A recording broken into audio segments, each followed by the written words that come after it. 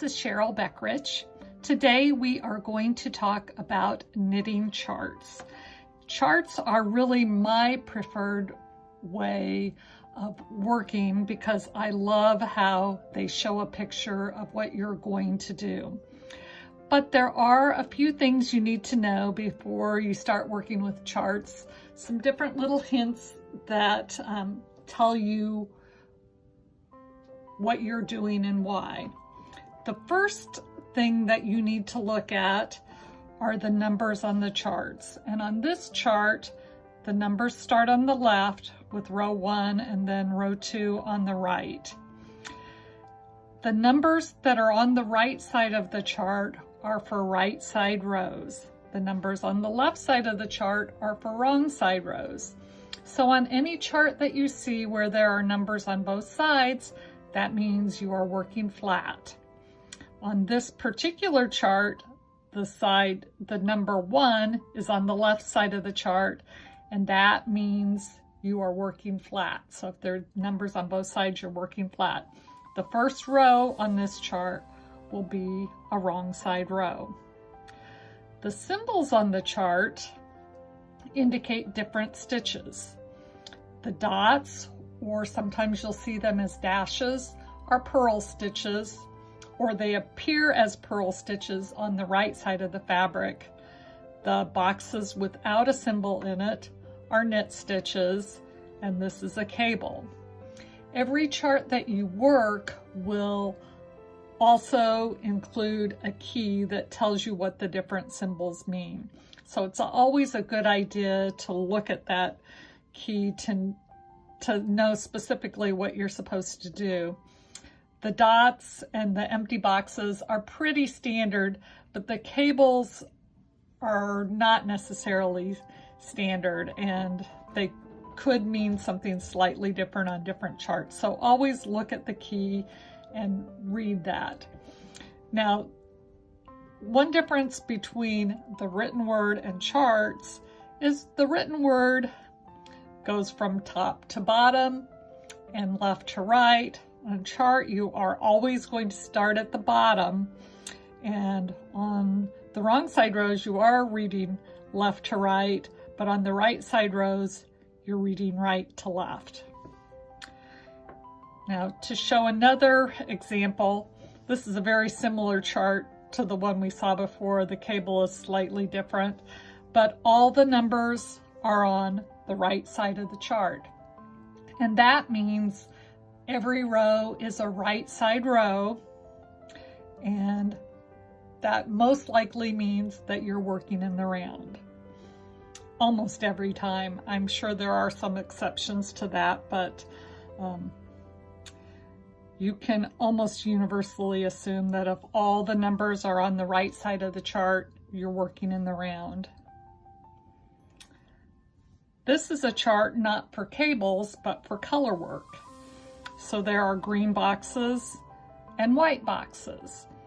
When you work your chart, you don't have to use those same colors, obviously, but you do need to use some contrasting colors so that the picture will show up. The number 1 is on the right, so the first row is a right side row. The second row is on the left, so that is a wrong side row. Again, we work from bottom to top, and the right side rows are from right to left, and the wrong side rows are from left to right. Here's another color work chart, and I don't know if you can read this on the video, but at the bottom it says repeat 3 times. And that repeat 3 times is centered in between these 2 heavier lines. So on this chart, all the numbers are on the right, so it's worked in the round. And we've got these stitches between the red lines, and it says to repeat 3 times. So on this one, you'll repeat this section 3 times, and then you'll work the remaining stitches.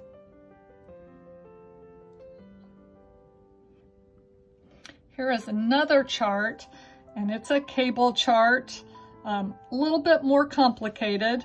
you will see on this chart there are heavy lines between each section.